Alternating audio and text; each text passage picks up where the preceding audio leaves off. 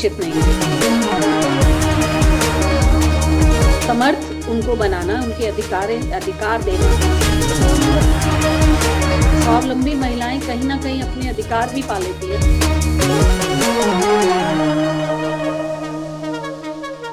Pandey Navbharat Superman campaign में आपका स्वागत करता हूँ। हमारी आज की मेहमान की बात करूं तो इन्होंने 18 से अधिक राज्यों में गरीब और जरूरतमंद लोगों के लिए education, skill development, health and sanitization जैसे क्षेत्र में एम्पावरमेंट दिलाने के लिए कार्य कर रही हैं। वो कोई और नहीं है, डॉक्टर नीलम गुप्ता है। आइए जानते हैं नीलम गुप्ता की कहानी उन्हीं की जुबानी। नीलम जी, नवभारत के सुपरमैन कैंपेन में बहुत बहुत स्वागत है आपका। नमस्कार दीपक जी, धन्यवाद मुझे यहाँ बुलाने के लिए और मेरे साथ बातचीत करने के लिए। आपका बहुत बहुत धन्यवाद। हमारे लिए गर्व की बात है कि आप हमारे साथ ऑन बोर्ड हैं इस महिला सुपरमैन कैंपेन में। Thank you for that. धन्यवाद मैम, दिल्ली यूनिवर्सिटी में गोल्ड मेडलिस्ट से आज आरओ फाउंडेशन की सीईओ बनने तक की सफर की शुरुआत कैसे हुई? कठिनाइयों भरी थी सफर की शुरुआत, चुनौतियां भी थी और बहुत देर लग गया आरओ फाउंडेशन की शुरुआत करने में। जैसा कि आपको मालूम होगा 2001 में जाकर हम इसकी शुरुआत कर पाए और जो गोल्ड मेडल दिल्ली यूनिवर्सिटी में मिला था वो 80s की बात थी। तो बचपन से इच्छा थी कि हम समाज के लिए कुछ कर पाए, समाज को कुछ वापस दे पाए। जो इतना कुछ हमने पढ़ा लिखा सीखा उससे हम समाज का कुछ उद्धार कर पाए। परंतु पढ़ाई पूरी करने के बाद बहुत सारे चुनौतियां थी। परिवार वाले सब चाहते थे कि हम इस लाइन में ना जाएं। एनजीओ का क्या काम है, कैसे पैसा आएगा, कहाँ से चैरिटी करेंगे, वो सब उनका कंसर्न था और सही भी था। पहले शादी कर लो, लड़कियों के लिए एक अलग किस्म की चुनौतियां आती हैं। पढ़ाई पूरी किया है तो पहले शादी कर लो, उसके बाद जो करना है करिए। तो इस प्रकार की बहुत सी चुनौतियों को देखते देखते शादी हो गई, फिर बच्चे हो गए। तो छोटे बच्चों के साथ में कुछ ऐसा काम करना थोड़ा मुश्किल था। तो ये सब सफर तय करते करते एक दिन ऐसा आया जब हमें लगा कि नहीं, अब बहुत देर हो जाएगी, अब तो आरओ को जन्म लेना ही पड़ेगा। तब 2001 में इसको रजिस्टर करवाया, शुरुआत की। अलग तरह की चुनौतियां आई शुरुआती तौर पे। पैसा नहीं था, धनराशि कहाँ से आए मदद करने के लिए, कहाँ से पैसा आएगा, कहाँ काम करेंगे, वो सब चुनौतियां थी। परंतु धीरे धीरे एक एक करके चुनौतियां दूर होती गई। अभी भी हैं चुनौतियां, परंतु अब दूसरे तरह की हैं। लेकिन ये शुरुआती तौर की चीजें थी जो मैंने आपके साथ साझा की।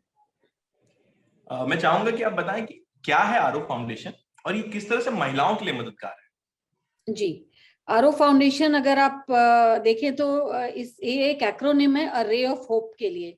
या जो आरओ आप स्वर होते हैं संगीत के, सारे गामा पाधा निसा, जो ऊपर जाते हुए, तो उसको भी आरओ कहा जाता है। ऊपर जाने को भी आरओ कहा जाता है, जैसे पर्वतारोहण, पर्वतारोही।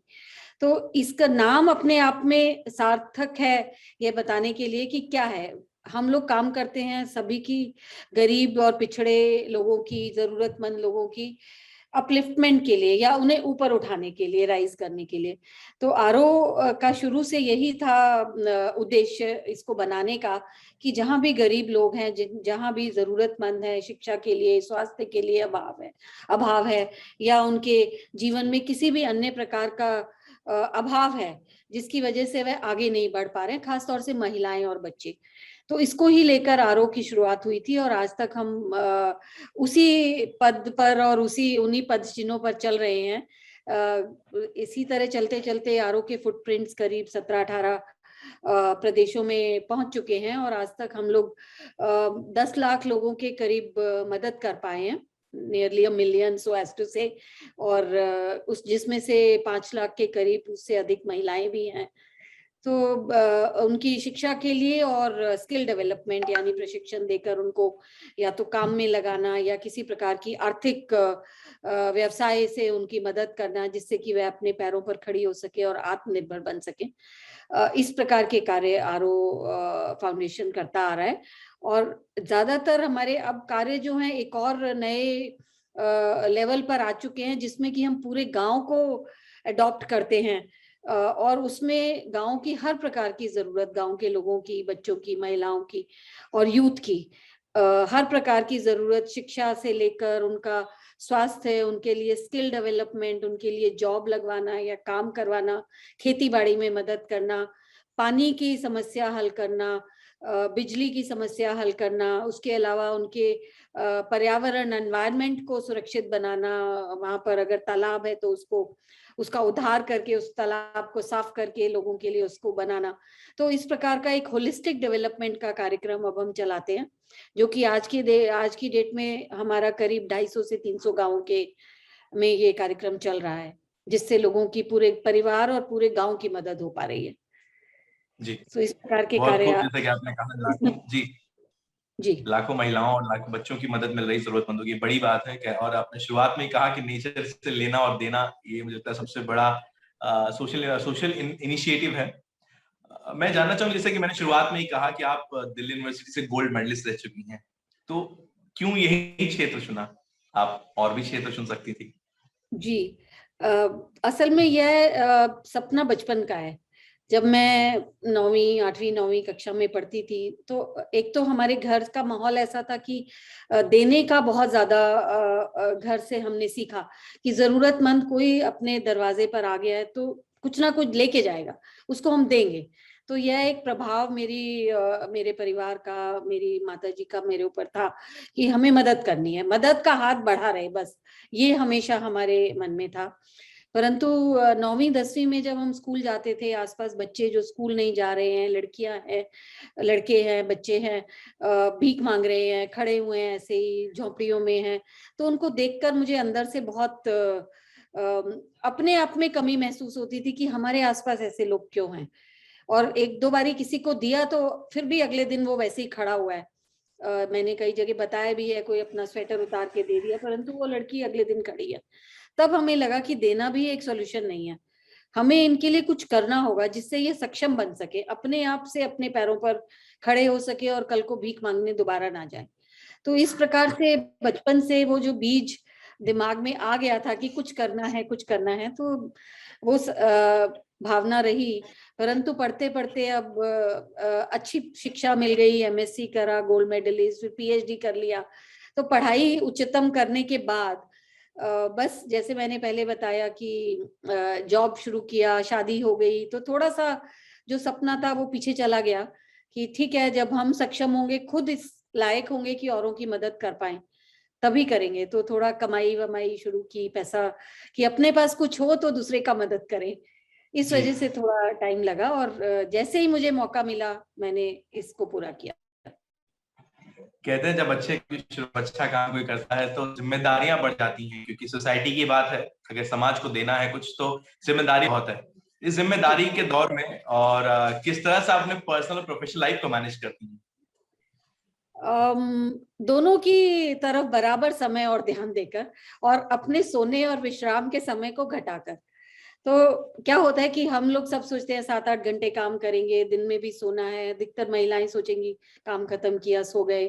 तो मुझे आज तक मैं कभी ऐसा दिन में नैप नहीं लिया, रात में भी 12 से 18 घंटे मेरा काम का हमेशा रहा है कि करना ही है। और जिस समय बच्चों को जरूरत है या परिवार को जरूरत है, उनके लिए हमेशा मदद की, क्योंकि अपना काम होने की वजह से हमारे पास थोड़ा फ्लेक्सिबिलिटी रही। ये नहीं है 9 बजे उठ के काम पे जाना है, बच्चे बीमार है तो छोड़ दिया। फ्लेक्सिबिलिटी के कारण बहुत कुछ मैनेज हो जाता है कि 9 से 10 अगर जरूरत आन पड़ी है किसी चीज की तो हम 10 से 11 काम कर लेंगे, परंतु एक टाइम फ्रेम के अंदर काम करना। और दूसरा मुझे लगता है कि अपना थोड़ा कार्य क्षमता और कार्य कुशलता को बढ़ाकर अगर हम कार्य करें, उसके ऊपर काम करते रहें, वो हमेशा बढ़ाते चले जाएं, अपनी एफिशिएंसी को बढ़ाना बहुत जरूरी है, हर काम को थोड़ा जल्दी खत्म कर पाए। तो इस वजह से I think work life balance जो है वो बन जाता है, और कुछ उसमें परेशानी नहीं होती है, बहुत इजी काम है, थोड़ा ध्यान देने की जरूरत है। जैसा आपने शुरुआत में कही कि कई दिक्कतों का सामना करना पड़ा था नौकरी के बाद, फैमिली की जिम्मेदारी, शादी, फिर इट्स लाइक एक से एक जिम्मेदारियां बढ़ती जा रही थी। जी आपके नजरिए में आजकल की महिलाओं को वो किन चुनौतियों का सामना करना पड़ता है जिसे वो फेस करती हैं अपने करियर में आगे बढ़ने के लिए? वो किसी मुकाम तक पहुंचना चाहती है लेकिन किसी तरह की बैरियर और चुनौती आ जाती है, वो कौन सी चुनौतियां हैं आपकी नजर में? जी जी, महिलाओं के लिए मुझे तो लगता है कि हर दिन, हर समय और हर पल चुनौती है। हर क्षेत्र में चुनौती है। पैदा होगा तो भ्रूण हत्या का डर, आगे गए तो समान अधिकार ना मिलना, शिक्षा के अधिकार से वंचित रह जाना। आज भी हम तो, क्योंकि मैं कुछ महिलाओं की बात नहीं करूंगी हमारे जैसी जो आगे आके बोल पा रही हैं और अधिकार भी है और सब कुछ ले पा रही हैं, परंतु आप मानेंगे कि अधिकतर महिलाएं जब हम जाते हैं फील्ड्स में, ग्रास रूट्स पे काम करने, तो जो मैं बता रही हूँ आपको कि ये महिलाएं हर चीज से वंचित रहती हैं। इतनी चुनौतियां हैं उनके सामने कि उनको जो उनका मिलना चाहिए अधिकार है, या जो उनका इवन फ्रीडम ऑफ चॉइस नहीं है। आप चाहती हैं कि आप ये करें, बाहर जाएं, नहीं जा सकते हैं। उनको किसी भी प्रकार का डिसीजन मेकिंग नहीं है। अगर मैं अपने बारे में चाहूंगी, एक महिला चाहेगी कि मुझे बीए करना है, लेकिन गांव का माहौल ऐसा है, पहली बात तो कॉलेज ही नहीं है। सबसे बड़ी चुनौती, कहाँ जाएगी? 20 किलोमीटर परिवार नहीं जाने देगा, सुरक्षा का समस्या है, अभाव है धन का कैसे पैसा आएगा कि वो जाके बीए कर पाए। तो महिलाओं के लिए हर पग पे, हर स्टेप पे चुनौती है। उनको इतनी चीजों का सामना करना पड़ता है। वो साइकिल उठा के कॉलेज नहीं जा सकती है। गांव की एक महिला है, एक लड़की है, तो पढ़ाई से वंचित रह जाएगी। 8वीं तक अगर गांव में स्कूल है तो 9वीं की कक्षा जाना उसके लिए पॉसिबल नहीं है। वो 8वीं में ड्रॉप आउट हो जाएगी। अब देखिए उसके बाद उसके सामने कितनी चुनौतियां हैं।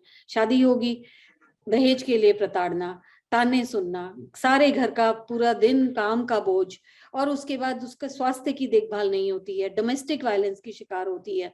तो यह एक ऐसा विशियस सर्कल, या हिंदी में क्या कहें, विषम चक्र उसकी लाइफ में बन जाता है कि वो बचपन से लेके ये चीज को करते करते वो उसकी पूरी जिंदगी निकल जाती है। तो ये क्या है बताइए, चुनौतियां हैं।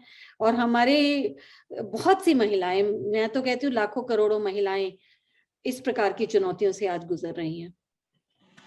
महिलाओं के लिए शिक्षा कितनी जरूरी है आपकी नजर में? मेरी नजर से पूछा जाए तो महिलाओं के लिए शिक्षा पुरुषों से ज्यादा जरूरी है। एक पुरुष शिक्षित होकर एक परिवार पालता है, महिला शिक्षित होकर 2 परिवारों का ख्याल रखती है और 2 परिवारों को आगे बढ़ाती है। तो पहली बात तो एक हमारे समाज के लिए ही, अगर हम व्यवसाय की बात ना करें, अगर हम प्रोफेशन की बात भी ना करें, यदि महिला घर में भी रहती है, घरेलू महिला भी है, तब भी शिक्षा का महत्व हम लोग कम नहीं आंक सकते हैं। बहुत बहुत अधिक महत्व है। बच्चों को अच्छा पालन पोषण दे सकती है, घर में अच्छा काम, डाइट हो गया, हेल्थ हो गया, पानी, बीमारियां, हर चीज के लिए अगर महिला शिक्षित होगी, जागरूक होगी, तो पूरा का पूरा परिवार स्वस्थ और सुरक्षित रहेगा। पहली बात तो ये है घरेलू महिला के लिए। अब अगर हम कामकाजी महिलाओं की बात करते हैं, तो महिला शिक्षित नहीं होती है तो अर्थव्यवस्था में कैसे योगदान होगा, परिवार कैसे संपन्न होगा, देश कैसे संपन्न होगा। आधी पॉपुलेशन को अगर हम छोड़ देंगे अशिक्षित, तो देश की जो संपन्नता है वो आधी रह जाएगी। हम लोग कैसे आगे बढ़ेंगे? तो महिलाओं के लिए शिक्षा तो मुझे लगता है कि बहुत बहुत अत्यधिक महत्वपूर्ण है। अगर उनकी सुरक्षा की बात करें तो क्या राय देती हैं आप? सुरक्षा महिलाओं की आप देख ही रहे हैं क्या स्थिति है। घर में सुरक्षित नहीं है, बाहर सुरक्षित नहीं है। आप डोमेस्टिक वायलेंस की बात करें, इंसेस्ट की बात करें, दूसरे बहुत तरह की समस्याएं हम लोग आए दिन आपके जैसे समाचारों में और मीडिया में सबको मालूम है हमारे आसपास कितनी घटनाएं घटित होती हैं। डोमेस्टिक वायलेंस की शिकार लगभग मैं कहूंगी एक रूप में या दूसरे रूप में 90 या 99% महिलाएं कहीं ना कहीं मेंटल वायलेंस हो गई, हैरेसमेंट हो गई, हर तरह से कुछ ना कुछ शिकार रहती हैं। तो यह भी एक सुरक्षा का विषय है। दूसरा, घर से बाहर सुरक्षा, बाहर निकलते हुए डर लगता है। रात में तो छोड़ो, दिन में ही बहुत सी महिलाएं गाँव में, सुनसान जगह में, बसों में, ट्रेन्स में नहीं जा पाती हैं, और घर वाले भी उनको रोक लगाते हैं इसी वजह से, क्योंकि सुरक्षा का इशू है। तो महिलाओं की सुरक्षा तो एक बहुत ही बड़ा मुद्दा है हमारे देश में। और जिन जिन स्टेट्स में आप देखेंगे, जिन प्रदेशों में महिला ज्यादा अधिक सुरक्षित है, डाटा हमारे पास है, वहां महिलाओं ने अधिक आगे भी बढ़ी हैं, उनको प्रोत्साहन मिला है आगे बढ़ने को, कार्य करने के लिए और आगे जाके अपना एक मुकाम हासिल करने के लिए। तो महिला सुरक्षा एक बड़ा इशू है। जैसा कि शुरुआत में हुआ कि आप मतलब एक समाज के लिए आप एक इनिशिएटिव लेके चल रही हैं, आप लोगों की मदद कर रही हैं, साथ ही बहुत सारी जैसे आपने महिलाओं के डेटा को लेके बात कही कि बहुत सारी महिलाओं का डेटा है और आपको पता भी है कि कितनी महिलाएं सुरक्षित हैं, कितनी शिक्षित, कितनी अशिक्षित हैं। तो अगर इन्हीं सब में ऑलरेडी आप इस वक्त देश के लिए बड़ा काम कर रही हैं, of course it's a social work, लेकिन अगर आपको मौका मिले देश चलाने का, वो क्या बदलाव होगा जिसे आप बदलना चाहेंगी? जैसा कि मैंने कहा, मुझे तो लगता है कि अगर महिलाओं की स्थिति सुधार दी जाए तो आधी पॉपुलेशन तो अपने आप में इतनी समर्थ हो गई। महिलाएं सक्षम नहीं है, समर्थ नहीं है, सुरक्षित नहीं है। तो अगर ये 3 चीजें हम समाज में ले आए, महिलाओं को सक्षम बनाना, शिक्षा और स्किल देकर, स्किल इस लायक कि घर चलाना चाहें तो घर चलाएं, बाहर जाके काम करना चाहें तो वो जाके काम कर सके, इतनी समर्थ उनको बनाना, उनके अधिकार देना, उनको आर्थिक रूप से स्वावलंबी बना के समर्थ बनाना, क्योंकि स्वावलंबी महिलाएं कहीं ना कहीं अपने अधिकार भी पा लेती हैं, आगे जाके काम भी कर लेती हैं, और उनकी सुरक्षा का ध्यान रखना। तो ये 3 चीजें जो हैं वो मैं, अगर मुझे चलाने का मौका मिले तो मैं अनिवार्य कर दूंगी कि जो भी परिवार है उस परिवार का भी जिम्मेदारी है, समाज की भी जिम्मेदारी है और देश की जिम्मेदारी है, और 50% आरक्षण हर जगह महिलाओं के लिए कर दिया जाए। जब महिला की आधी पॉपुलेशन है तो हम आधे क्यों नहीं है? हर क्षेत्र में स्कूल है, एडमिशन है, तो आधे आप लीजिए महिलाओं को, बच्चियों को। ऐसे ही अगर जॉब है तो क्यों नहीं कंपनियां महिलाओं को क्यों मना कर देती हैं? एक प्रेग्नेंट महिला आती है तो उसको जॉब ही नहीं मिलता है, तो महिलाओं को मना कर दिया जाता है जॉब के लिए। तो पुरुष प्रधान वो डाइवर्सिटी की जो हम बात कर रहे हैं आज की डेट में, इंक्लूसिविटी और डाइवर्सिटी, वो कहाँ है? हमें देखने को नहीं मिलता है।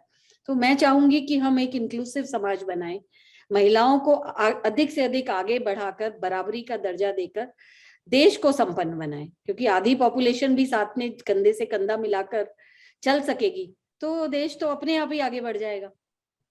जी। जी। अब आपने अपने आरओ फाउंडेशन की शुरुआत करने से पहले बहुत सारी चुनौतियों का सामना किया, जैसे कि आपने शुरुआत में बताया, पढ़ने के लिए भी किया, तो फिर भी लेकिन आज एक मुकाम तक पहुंची। आज इस मुकाम पे पहुंची कि आप 18 से अधिक राज्यों के लिए मददगार, एक प्रेरणा की स्रोत बनी है। तो आपकी प्रेरणा कौन है? कहाँ से इंस्पायर आप होती हैं? मुझे तो लगता है जिस महिला की, जिस बच्ची की मैं मदद करती हूँ वही मेरी प्रेरणा बन जाती है, क्योंकि मदद करके जब वो, उसकी आंखों में सपना जो पूरा हुआ वो दिखता है, वो जाके काम कर रही है, अपने परिवार की गरीबी दूर की। हमारे सामने ऐसे हजारों महिलाओं के हम आपको केस स्टडी एग्जाम्पल दे सकते हैं जो बिल्कुल गरीब परिवार से, खाने को नहीं है, हम उनको परिवार को कन्विंस करके उनको लेकर आए, ट्रेनिंग दिया, जॉब लगवाया, और आज की डेट में टीम लीडर्स की तरह काम कर रही हैं और घर भी संभाल रही हैं, बाहर भी काम कर रही हैं। वो ही महिलाएं मुझे लगता है मेरी प्रेरणा है कि हम एक का कर पाए तो अब आगे बढ़े और करें। तो यह प्रेरणा निरंतर मिलती रहती है, क्योंकि काम करते रहते हैं, उनको सफलता मिलती है, तो वही प्रेरणा का स्रोत बनी रहती है। वाकई मुझे लगता है कि किसी की खुशी को किसी के चेहरे पे मुस्कान दिलाने की जो खुशी है वो कहीं और नहीं मिल ये सकती। अपने आप में एक प्रेरणा, बहुत बड़ी प्रेरणा है। जी। जी। मैं चाहूंगा कि इस नवभारत सुपरवुमन कैंपेन के जरिए आप नवभारत के दर्शकों को क्या संदेश देना चाहेंगे? आपने सुना होगा कि उसे विश्वास था कि वह कर लेगी तो वह कर गई।